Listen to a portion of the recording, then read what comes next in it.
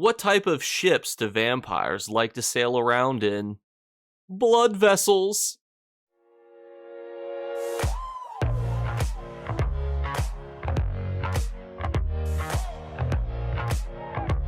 What's going on, YouTube? So not the reason for making this video, but just so everybody knows, for the next 4 days, 16 hours, you'll be able to get 25% extra AP, and every single battleground you queue into will be a deathmatch. It's the fastest game mode, meaning that if you want XP right now, this is probably the best way to do it. 10 to 50 battlegrounds is probably going to be a little lopsided, but honestly, I'll probably be there just because it still is the funnest way to level up a brand new character.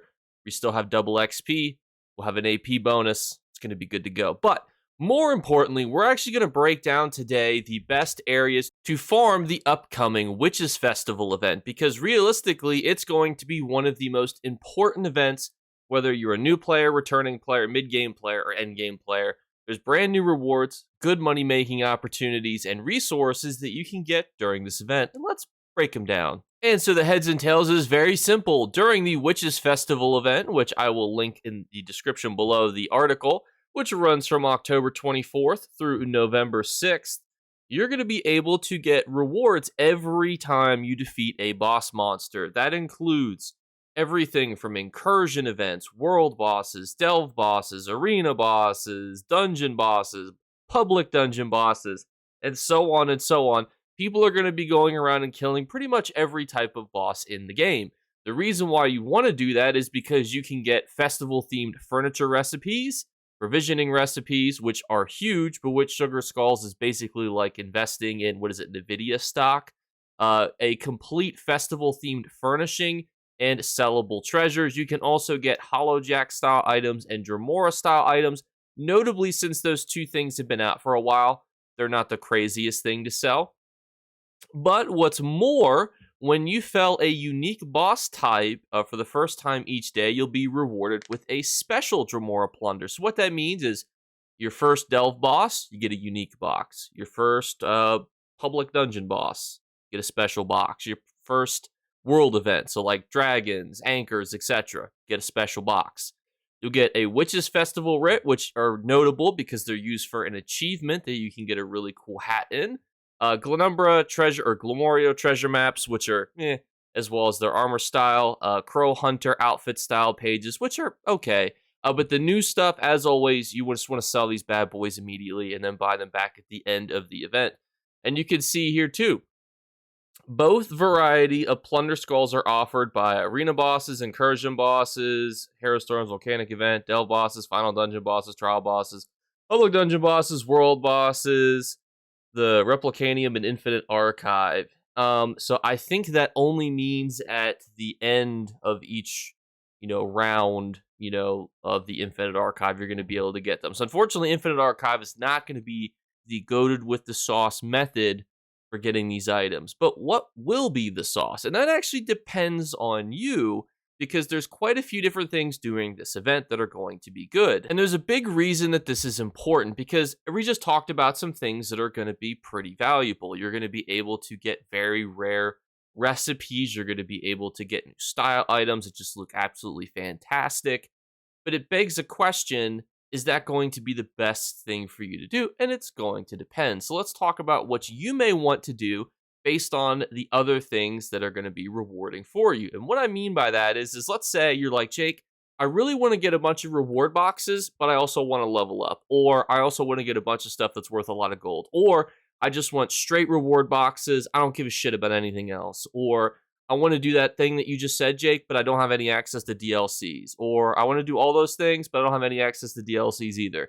That's what this video is for. We're going to break down the nitty-gritty things for event boxes and which is going to be best for you, and just a bit of a discussion as to why you may or may not want to do certain things. And we actually first have to start by talking about what's new. There's an additional world boss and a returning world boss that we're going to be able to kill specific to this event in an instance area that you can only get by doing an event daily quest inside of the Witch's Coven. If you're confused where that is, when you go to the Crown Store during the event, the Crown Store will take you right to the Coven and you'll be able to pick up the quest from there. But notably, if you do defeat these world bosses, in the specific instances that they're in. So you probably may want to grab some friends. You're probably going to see people Xing up in chat and making groups together. Please don't be intimidated by that. I'll actually be streaming as well. So if any of you guys play on Xbox and want help defeating these bosses, tag me in, coach. But the reason is you can get the entire full book of the Dremora style, a folio of all the treasure maps for the Glenmoral, all of the Horned Owl pet fragments, the entire Plunder Skull rune box, and all of the Etheric Revenant outfit style pages. So pretty much all the most valuable things, including just generic reward boxes, you're going to be able to get. However, this is when you think of events and farming, you want to think, what's the greatest time commitment to reward? And this is definitely going to be one of the slower ones. However, they do say in here, once you've done the daily quest once, you can pretty much go in there and challenge it right away. However, you're still probably going to have to put some friends together just because these bosses still have millions of health. It's not going to be something that you can solo very quickly. Obviously, if you have a good companion, you probably could solo it.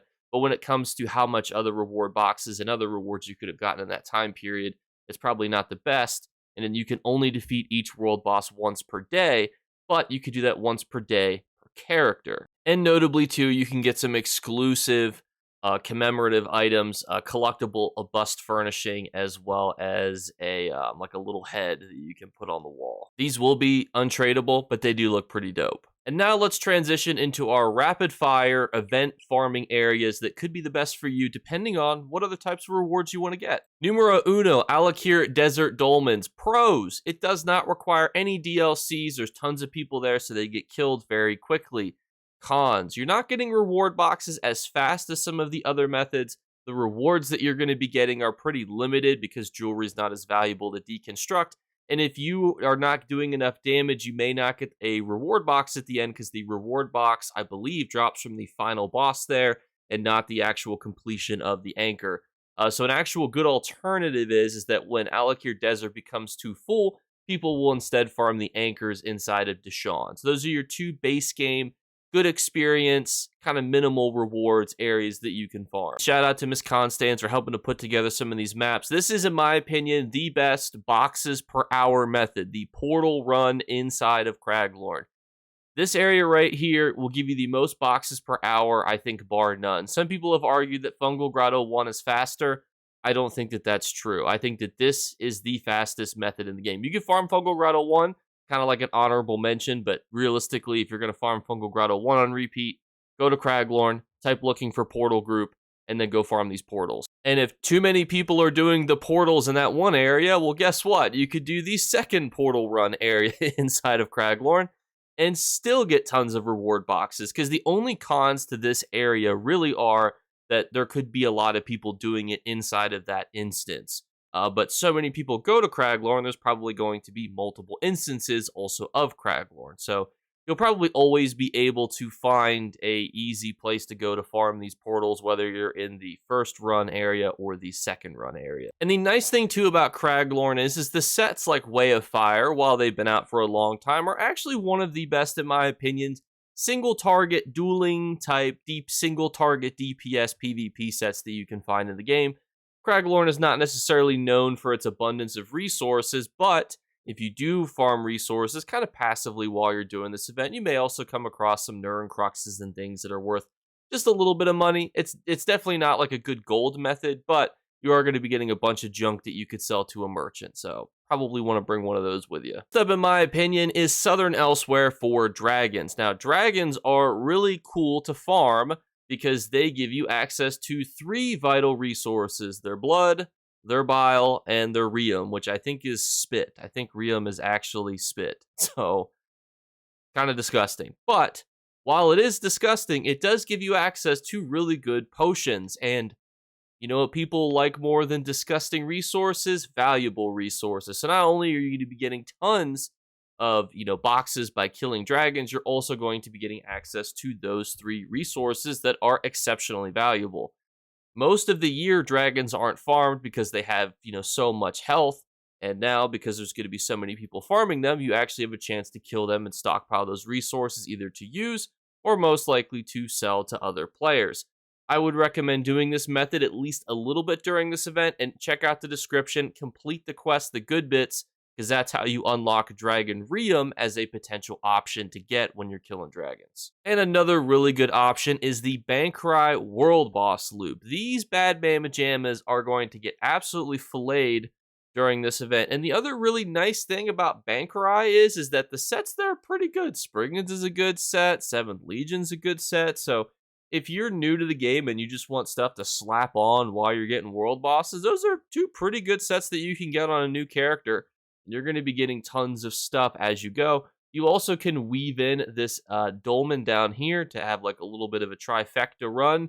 And you can also have a little dolmen to go along with it as a treat for yourself. Some other notable things you can do are public dungeons. The Forgotten Waste is a pretty popular one because you can see there's decent boss density inside of here. Also, these sets from Vardenfell sell decently well, so you get a little bit of extra profit along the way. But if you don't care about profit necessarily as much, farming Deshawn's world bosses are pretty good as well. But that doesn't mean the profit margins are bad, because Mother's Sorrow and Plague Doctor still have a decent amount of resale value and are certainly good to have inside of your sticker book. And with the double XP, it is still really good to do your writs, but also you can do your Witches writs. Notably, you can actually also do these outside the Witches Festival event to get the achievement, but I would obviously do it during the event because people are going to be listing it up on the market to get these. But once you have done 13 of them, you get a Witch's hat, and once you have done 28 of them, you get access to a cool title of Witch. But everyone, thank you guys so much again for watching. We will be streaming once this event starts, so if you want to join me in farming event boxes, everybody's welcome. You can be level 10 or level 3000. Everybody is welcome equally. And if you want to find people to group up with, join my Discord below. I think we're well past like 1,300 people now. So we have tons of people across all platforms to help you get crafted sets, to help you find groups to do specific type of stuff. And I will be there if you guys want to help farming like the Hollow Jack, because I know he's going to be a big bad boy with a couple million health. We'll be able to take him down together. And as always, we're doing our 3 giveaway drawings. All you have to do to enter is be subscribed. We do super fast YouTube intros. Please reward me by actually subscribing, because it's very cringe, but whenever you tell people to subscribe at the beginning of the video, mathematically they do. Second thing is just make sure you leave comments below. Tell me, what do you guys like to farm during this event? And the third thing is look for a hidden word be flashed upon the screen. If you're the first person to comment that word, you will win. Thank you guys again. I'll catch you guys next week when we stream, and obviously we'll be back tomorrow with the Golden Vendor review, which hopefully is actually good, because the Tuesday vendor was pretty good. There were some good sets last weekend. Hopefully we can, follow it up with an even better one, but we'll see, and I'll see you there. Bye, guys. You better remember to like and subscribe to Jakeclips. Or you should. I might have to pluck your eyes if you don't. Or, better yet, I'll skip rope with your entrails. Do it now. Subscribe. Ta-ta. Off with you.